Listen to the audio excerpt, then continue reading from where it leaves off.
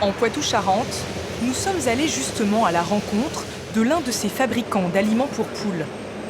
C'est Pierre d'Algues qui concocte les mélanges.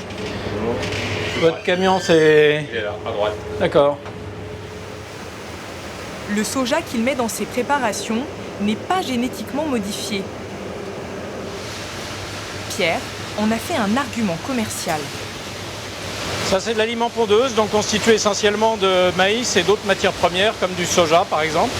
Alors là, essentiellement, c'est du soja non OGM, parce que c'est une gamme non OGM que nous fabriquons là.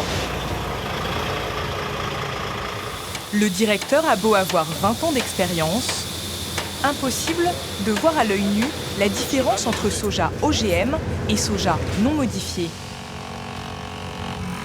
Alors, chaque livraison qu'il reçoit est scrupuleusement testée.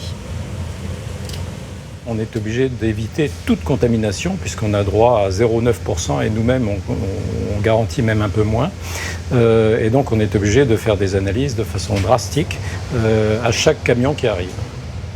Là, on peut dire que le résultat est négatif, donc il y a absence d'OGM dans le soja. Il y a 2 échantillons là, par exemple. Celui-là est non OGM et celui-là est OGM. Mais visuellement, c'est à peu près la même chose. C'est quoi la différence alors ? Alors le prix est fondamentalement différent, puisque celui-là en standard OGM vaut à peu près 25% de moins.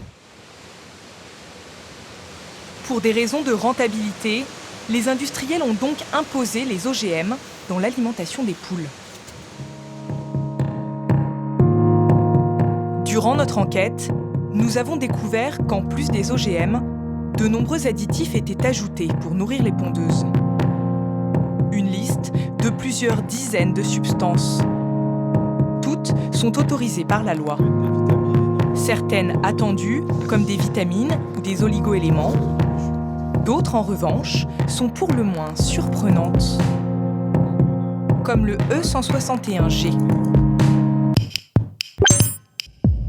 Il s'agit d'un colorant qui porte un nom complexe, quantaxanthine.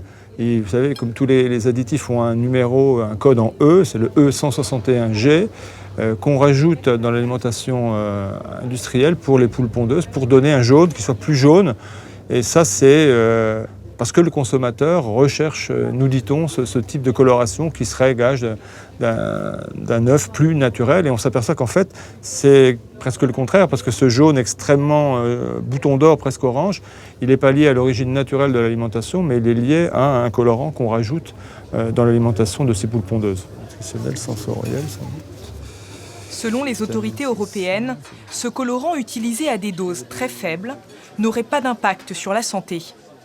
Quoique. Il y a quand même un doute sur cette quantaxanthine. Il y a des études qui montrent que ça pourrait, c'est fait à partir d'études de personnes qui ont ingéré directement ce colorant, avoir des effets sur la rétine ou des effets possibles sur le foie. Donc ça ne veut pas dire qu'en mangeant ces œufs-là, vous allez avoir un problème de santé, mais il y a quand même un risque. Ce colorant, il a quand même un certain danger. Donc si on peut s'en passer, c'est mieux. Personnellement, je préfère avoir des œufs avec des poules nourries plus naturellement, même si le jaune est un peu moins orange. Pour un jaune plus naturel, vous pouvez opter pour le label rouge, qui interdit les colorants de synthèse. Ou pour le bio, le code 0 sur les œufs. C'est le seul mode d'élevage qui se démarque par l'alimentation. Il proscrit les OGM et les pesticides.